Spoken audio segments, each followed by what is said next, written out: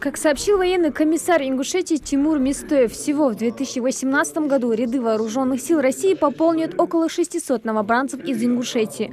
В процессе отбора призывников большое внимание уделено военно-патриотическому воспитанию молодежи, а также физической подготовке. Осенний призыв стартовал в России 1 октября и продлится до 31 декабря. Сегодня я провел беседу с призывниками.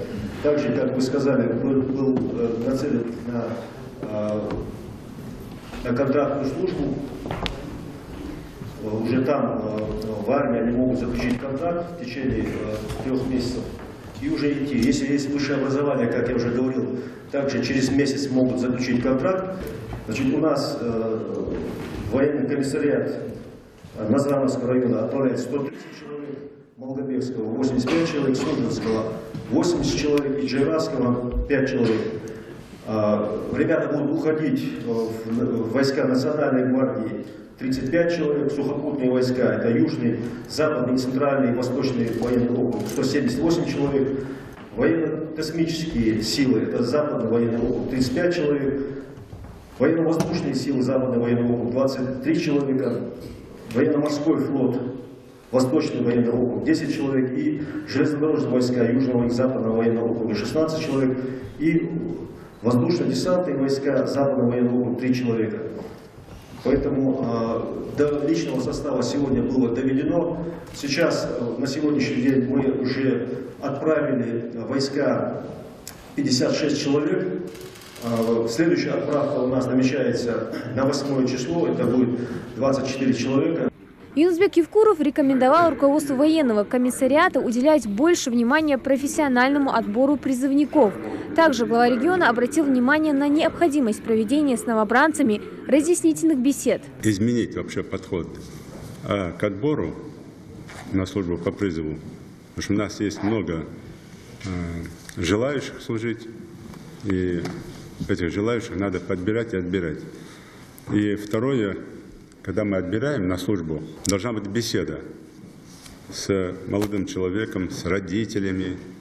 Хочет этот молодой человек остаться на службе по контракту раз, хочет он поступить с армии уже в военное училище 2, что перспективно, что хорошо. Сегодня, когда мы видим, что многие ребята, поступающие в училище, не поступают, то есть не проходят по баллам, по каким-то направлениям, то отправляйте их в войска служить в армии. Год прослужил, заключил контракт, по контракту служит, заочно поступает в высшее учебное заведение, любое. Потом в последующем получает воинское звание. Так делают очень многие. Просто эти вещи надо подсказывать.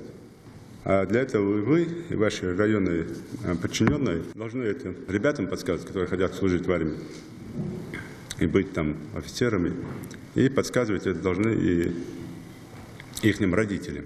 Потому что многие родители тоже думают, как это сделать, но не знают, как сделать. Обратите на это внимание. Юнусбек Евкуров призвал новобранцев соблюдать армейскую дисциплину и избегать конфликтных ситуаций. Он пожелал призывникам успешно освоить специальности, которым обучают в армии, быть достойными представителями республики в вооруженных силах страны. С каждым годом надо увеличивать количество наших ребят, которые по призыву едут служить в вооруженные силы. Не раз уже мы говорили, так эта задача не выполняется по причине нерасторопности самого военкомата. Это элементарная передача, но она даже элементарно будет неправильно. Хорошую передачу службы Родины, там, или как назвать, сделать ее.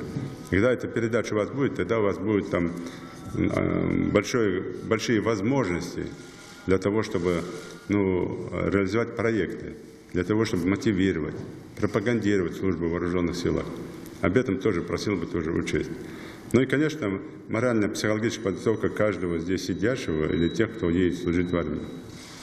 Если молодой человек не готов ехать служить, если он слишком себя считает выше всего, оставьте его дома родителям.